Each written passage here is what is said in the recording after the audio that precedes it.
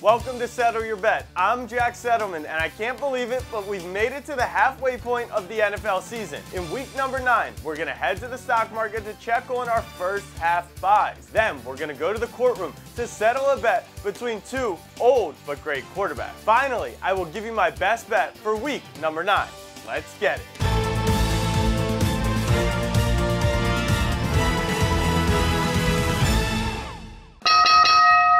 That's everyone's favorite sound. It's time for the NFL stock market. We are halfway through the NFL season, so it is a perfect time to check in on our buys from earlier in the season. Our initial championship buy was the Baltimore Ravens at 20-1. They added Roquan Smith at the trade deadline, and they currently lead the AFC North. They are down to 14-1. We also had a chance to buy the San Francisco 49ers. We thought Trey Lance would be the QB, but trusted Jimmy G has stepped in. They've added CMC, and their odds have dipped to 12-1. We did make an unfortunate buy on the Cleveland Browns. They lost a lot of super tight games, but with Deshaun Watson set to come back in just a few weeks, I wouldn't count the Browns out of it just yet. We bought them at 44-1. They are up to 80-1. Our favorite buy was just last week. We got Micah Parsons at plus 100. He is now minus 250 to win the Defensive Player of the Year. With a clean bill of health, there is no doubt in my mind he will win that award. But our favorite buy of them all was before the season even started. It was the Minnesota Vikings to win 10 football games. Well, they are a shocking 6-1,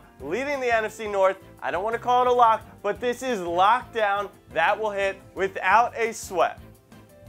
So far, our portfolio is looking pretty good. We'll continue to check in on the stock market as the season progresses, but right now, we're feeling green.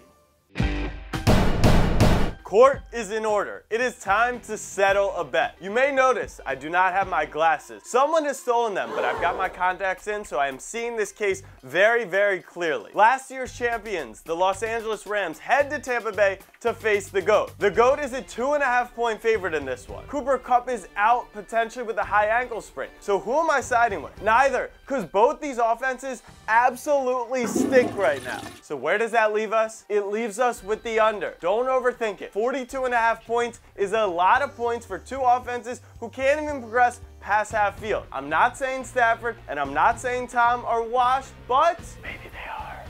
The bet is settled, under 42.5.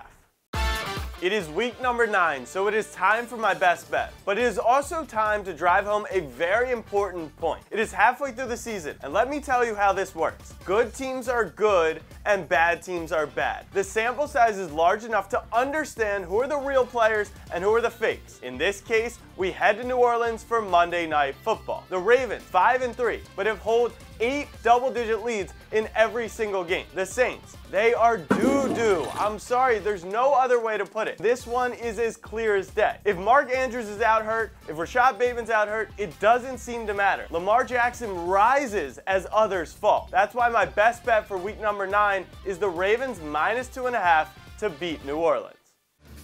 It's time to recap our picks for NFL week number 9. We checked in on the stock market with our best buys from earlier in the season. We took the under in Tampa Bay, and we got the Ravens minus 2.5 against the Saints. Thanks for watching this episode of Settle Your Bet. I'm Jack Settleman, and I want to hear what's your favorite bet from this episode. Put it in the comment section, and I will see you for week number 10.